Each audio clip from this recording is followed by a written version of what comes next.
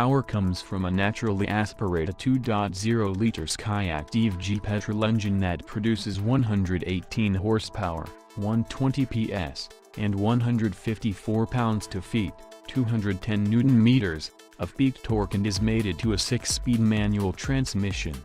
0 to 62 miles per hour, 100 kilometers per hour, comes in 8.9 seconds while top speed is 121 miles per hour, 194 kilometers per hour. As for the fuel economy, the 120 PS Mazda 3 returns a combined 55.4 miles per gallon, 5.1 lt/100 kilometers, and has CO2 emissions of 119 grams/km.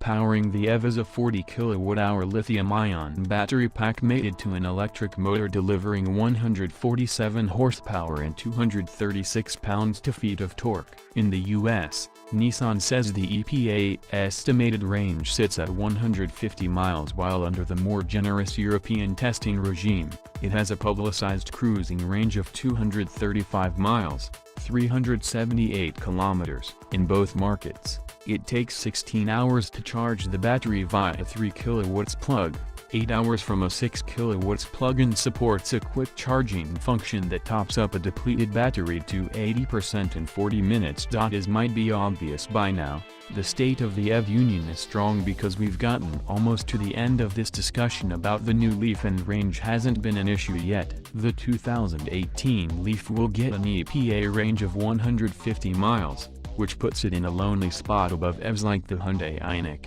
BMW i3, or VW e-Golf, all of which have 125 miles or range or less, but behind seriously long-range EVs like the Chevy Bolt and any Tesla. For now, Nissan is quite happy with this middle ground. A long-range version with over 200 miles in the battery is due when the 2019 model year Leaf arrives to compete with the Bolt and the Model 3. But this first version will capture plenty of sales for people who know that 100 or so miles is enough.